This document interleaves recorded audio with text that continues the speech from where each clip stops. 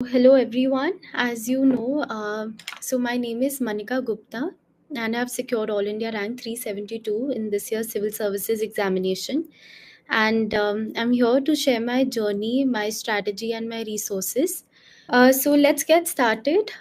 This was my fourth attempt, and my journey started in 2021. I'd given the 2020 attempt without preparation just to get a feel of the exam.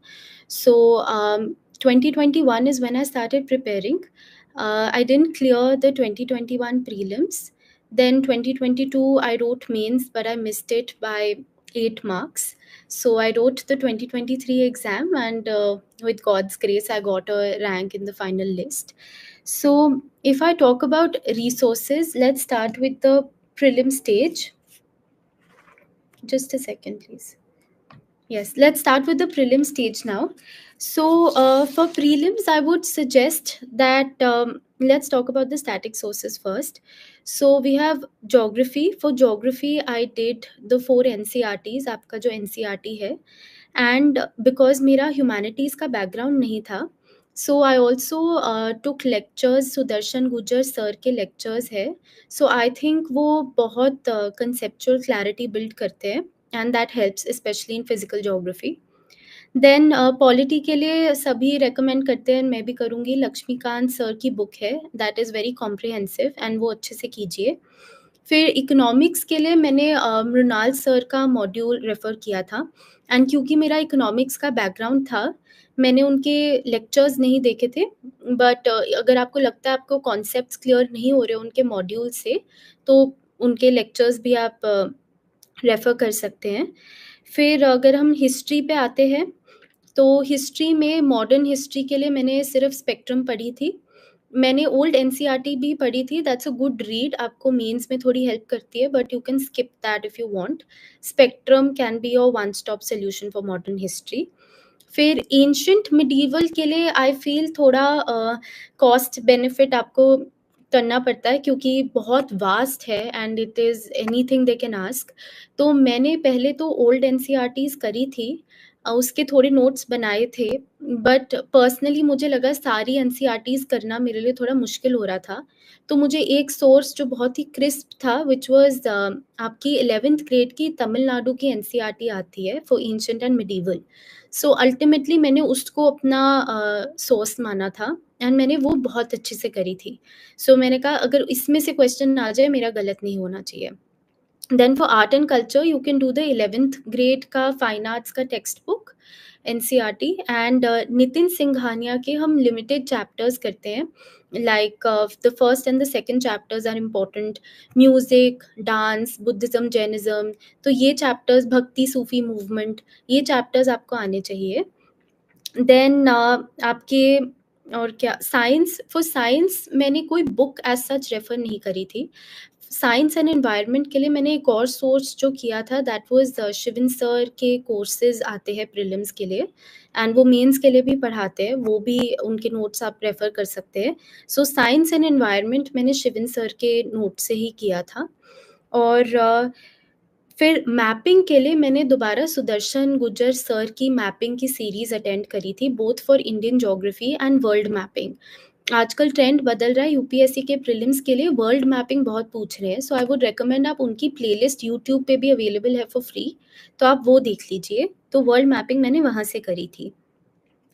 And एक बहुत ही important pillar रहता है preparation का, previous year questions. तो मैंने भी वो किए थे, मैंने लास्ट 10 to 15 ईयर्स के करे थे. सो उसमें आई वुड सजेस्ट कि आप पीवाईक्यूज यूज़ करिए कंटेंट के लिए.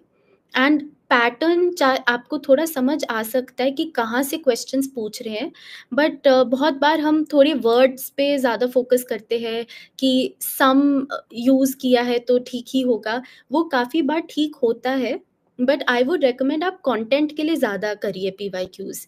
सो मेरे को एक क्वेश्चन दिख रहा है कि पीवाईक्यूज कैसे एनालाइज करना चाहिए. सो आई वुड से आप उनको ऐसे एनालाइज करिए कि आपको समझ आए कहाँ कौन से चैप्टर्स पे ज़्यादा फोकस है.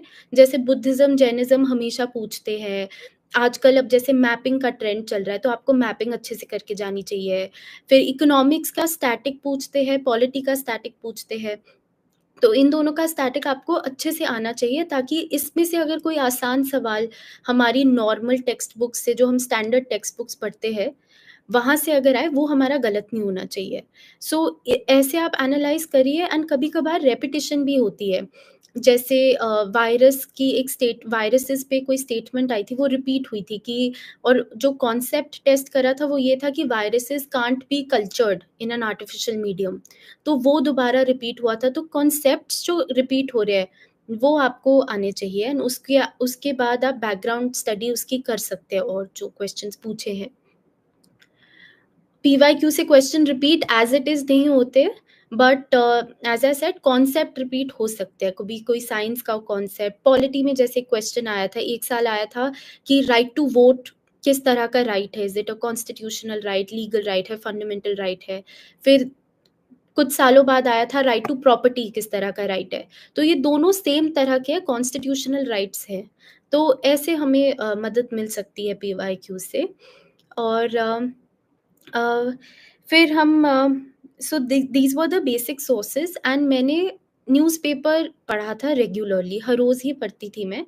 न्यूज़पेपर में मैं हिंदू पढ़ती थी, और इंडियन एक्सप्रेस का एक बहुत अच्छा पेज आता है एक्सप्लेन्ड, सो आप उसको रेफ़र कर सकते हैं। एंड हिंदू में उनके संडे न्यूज़पेपर में एक 2 पेजेज़ आते हैं जो बहुत यूज़फुल लगे मेरे को। एक साइंस का आता है, एंड एक आपका आता है, they give you a brief of whatever main current affairs were running through the week.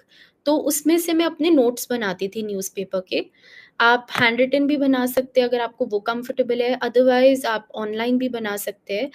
It is totally upon you, please किसी को भी ब्लाइंडली आप मत फ़ॉलो कीजिए। आपका एंड गोल होना चाहिए कि आपका सारा मटेरियल कंसोलिडेट हो जाए और आपको याद रहे। तो उतना ही मटेरियल पढ़ें जितना आपको याद रहेगा, वरना उसको थोड़ा-सा पढ़ने का कोई फ़ायदा नहीं होगा एग्ज़ाम में। So this was it for prelims. If I talk about mocks, तो पर्सनली मैंने बहुत सारे मॉक्स नहीं दिए थे, क्योंकि मॉक्स का मेरे को लगता था कि उनका सॉल्यूशन भी बहुत लंबा 50-60 पेजेस का होता था, and that is again a lot of extra information. So वो मेरे को लगा कि मेरे लिए थोड़ा अनमैनेजेबल हो रहा है। तो मैंने लिमिटेड मॉक्स दिए थे, एंड बट मैंने उन मॉक्स को बहुत अच्छे से किया था। तो उनके आंसर्स मैंने बहुत अच्छे से पढ़ के उसके नोट्स बनाए थे, और उसको याद करने की कोशिश करी थी। एंड जब मुझे लगा कि मेरा और स्टैटिक कॉम्प्रोमाइज़ होगा, मैं और करंट अफेयर्स नहीं कर सकती, आई स्टॉप्ड। सो मैं न्यूज़पेपर पढ़ती थी, एंड स्टैटिक पे मेरा बहुत फ़ोकस था। So whoever's appearing for this year's prelims बिल्कुल आने वाला है। आई वुड सजेस्ट कि आप अपना स्टैटिक बहुत ज़्यादा स्ट्रॉन्ग करिए। अगर लक्ष्मीकांत से क्वेश्चन आएगा, वो आप नहीं गलत कर सकते, क्योंकि वही है कि सिर्फ 14-15,000 लोगों ने मेंस देना है, उतने लोगों को पता होगा वो question. So you can't miss the low hanging fruits. जो ज़्यादातर बच्चे ठीक करेंगे, वो आपका ठीक होना चाहिए। एंड अगर एंशिएंट मिडीवल का कोई सवाल आपको नहीं आता, तो ज़्यादातर बच्चों को नहीं आता होगा। एंड न्यूज़पेपर एक और वे में ऐसे हेल्प मुझे करा था कि मेरे को ये कॉन्फिडेंस आ गया था कि मैंने हर रोज़ न्यूज़पेपर पढ़ा है, so I am in touch with the current affairs. तो जब मैंने पेपर देखा, और अगर मुझे लग रहा है कि मेरे को नहीं आती ये करंट अफेयर्स, तो मुझे ये कॉन्फिडेंस आता था कि नहीं, अगर मुझे नहीं आती, तो मतलब पेपर शायद टफ बना है, क्योंकि रिलिजियसली मैंने न्यूज़पेपर और करंट अफेयर्स फॉलो करी है। तो that also helps you to understand कि आप उस दिन पे हॉल में कितने क्वेश्चंस अटेम्प्ट करें। आपको एक आइडिया लग जाएगा कि पेपर आसान आया है, मुश्किल आया है, क्योंकि हम बहुत बार सोचते हैं कि हमें कितना अटेम्प्ट करना चाहिए यहाँ पे। सो जैसे 2023 का प्रीलिम्स बहुत ट्रिकी था, तो जैसे ही मैंने पेपर खोला था, आई न्यू ये मुश्किल पेपर है, इसके कट ऑफ लो जाएगी। एंड वो थोड़ी आपको एग्ज़ाम हॉल में हिम्मत भी देता है कि कुछ नहीं होता, सबके लिए मुश्किल है, तो आप अपना बेस्ट दीजिए। सो इसलिए confidence is very important on your D day, and वो तभी आएगा जब आपको अपनी स्टैटिक सोर्सेस, और आपको ये कॉन्फिडेंस है कि हाँ, मैंने अच्छे से करंट अफेयर्स फॉलो करी है। So this is it for from my side. Prelims की स्ट्रैटेजी मेरी ये थी। एंड फिर अगर हम मेंस पे आते हैं, मेंस में GS1 में सोसाइटी के लिए मैंने एड सारथी का मटेरियल यूज़ किया था। उनका स्टैटिक सोसाइटी के नोट्स मैंने रेफ़र करे थे एंड करंट अफेयर्स के लिए मैंने राउज़ की मैगज़ीन देखी थी। सो जस्ट अ डिस्क्लेमर, मैंने कोचिंग ऐसे एज़ सच कहीं से नहीं लिए as a foundation batch student, but मैंने डिफरेंट कोचिंग्स के डिफरेंट रिसोर्सेज़ यूज़ किए हैं डिफरेंट सब्जेक्ट्स के लिए, so I will just tell you that. History के लिए मैंने कुछ एक्स्ट्रा नहीं करा था फॉर मेंस, मैंने स्पेक्ट्रम ही पढ़ी थी एंड मैंने दोबारा तमिलनाडु की एनसीईआरटी पढ़ी थी फॉर एंशिएंट, अगर उसमें से क्वेश्चन आता है। देन ज्योग्राफी के लिए बहुत लोग कहते हैं कि चारों एनसीईआरटीज़ इनफ है। इट इज़ इनफ, बट मुझे थोड़ी-सी आंसर राइटिंग में दिक्कत आ रही थी क्योंकि मैं इतनी वेल वर्स्ड नहीं थी ज्योग्राफी की लैंग्वेज के साथ। तो मैंने फोरम आईएएस की एक रेड बुक आती है ज्योग्राफी की, मैंने वो भी रेफ़र करी थी एंड मेंस में ज्योग्राफी के थोड़े एक्स्ट्रा टॉपिक्स होते हैं तो मेरे वो वहाँ से कवर हो गए थे। Then if we talk about world history, again मैंने फोरम आईएएस की रेड बुक रेफ़र करी थी, बट उसको मैंने बहुत डिटेल में नहीं पढ़ा था क्योंकि पता होता है कि सिर्फ 1 या 2 क्वेश्चन्स आते हैं, तो आपको हर टॉपिक का थोड़ा-थोड़ा आइडिया ले लेना चाहिए, ताकि बिल्कुल ब्लैंक ना हो आप वर्ल्ड हिस्ट्री के क्वेश्चन में। देन जीएस 2 पे आते हैं। फॉर जीएस 2 पॉलिटी मेरा लॉ ऑप्शनल है, तो मेरे को थोड़ी हेल्प वहाँ से मिली थी, बट पॉलिटी का एक स्टैटिक सोर्स जो मैंने देखा था और मुझे पसंद भी आया था, दैट वाज़ अगेन एड सारथी का मटेरियल, तो आप वो देख सकते हैं। एंड गवर्नेंस के लिए मैंने विजन आईएएस का मटेरियल यूज़ किया था और इंटरनेशनल रिलेशंस के लिए मैंने आज तक कोई मटेरियल नहीं देखा था, it was only current affairs, तो जो भी कंट्रीज़ इन न्यूज़ में है, अब जैसे इंडिया मालदीव्स रिलेशंस इंपॉर्टेंट बन जाते हैं, इंडिया और पैसिफिक आइलैंड कंट्रीज़ के रिलेशन इंपॉर्टेंट बन जाते हैं, both for prelims and mains. So इस साल के प्रीलिम्स में आपको पैसिफिक आइलैंड कंट्रीज़ की मैपिंग कर लेनी चाहिए, या ऐसी कंट्रीज़ जो न्यूज़ में है और इंडिया के साथ उनके संबंध अच्छे हो रहे हैं या बिगड़ रहे हैं, उनकी मैपिंग, उनके रिलेशंस, उनका history. So international relations was all current affairs based for me. Then आप फॉर जीएस 3 मैंने इकोनॉमिक्स तो अगेन मृणाल सर का मॉड्यूल ही किया था, बट फॉर अदर सोर्सेज मैंने पिछले अटेम्प्ट में बहुत सारे सोर्सेज यूज़ किए थे, बट आई रियलाइज कि एक सोर्स और कॉम्प्रिहेंसिव सोर्स इज़ बेटर। तो आप शिवन सर का जीएस 3 का मॉड्यूल रेफ़र कर सकते हैं। उन्होंने बहुत ही क्रिस्प वे में science and tech, environment, internal security और एग्रीकल्चर कवर किया है, and that can be your base. So once आप उनके नोट्स से बिल्कुल थरो हो जाते हैं, उनकी वन लाइनर्स, उनके बहुत रिविजन मटेरियल भी है, देन आप उसको अपना करंट अफेयर्स के साथ सप्लीमेंट कर सकते हैं। तो एग्रीकल्चर में कोई न्यूज़ आई है या आपने कुछ नया पढ़ा है जो आपको लगता है आपके यूज़फुल होगा, तो उससे आप सप्लीमेंट कर सकते हैं। और यहाँ मैं एक और चीज़ बोलना चाहूँगी, आपको अपना मेंस का सिलेबस अच्छे से पता होना चाहिए, तभी न्यूज़पेपर पढ़ने का फ़ायदा है, because you will know what to read and कौन-सी चीज़ ज़्यादा अच्छे से पढ़नी चाहिए, एंड वो आप उसका नोट डाउन कर लीजिए डिफरेंट जीएस फ़ोल्डर्स के अंदर। फ़ोल्डर्स नहीं भी बनाने तो भी इट्स फाइन, आप एक मास्टर डॉक्यूमेंट भी रख सकते हैं, क्योंकि जब आप पेपर देने जाते हैं, एक ही दिन में 2-2 पेपर होते हैं, तो इतना सेग्रीगेशन और रिविज़न का अलग से टाइम नहीं मिलता हर पेपर के लिए। देन जीएस 4 में एथिक्स के लिए आई रेफर टू फोरम का रेड बुक, एंड एक सुब्बा राव सर की एक बुक आती है एथिक्स पे, वो मैंने रेफर करी थी, एंड विजन आईएएस का केस स्टडीज़ की एक बुकलेट आती है, सो फॉर दैट वो मैंने प्रैक्टिस के लिए यूज़ करी थी, केस स्टडीज़ के लिए। So that is it for GS 4। Then मैं अपने ऑप्शनल पे आती हूँ। सो ऑप्शनल मेरा लॉ था, and I will tell you my resources for that.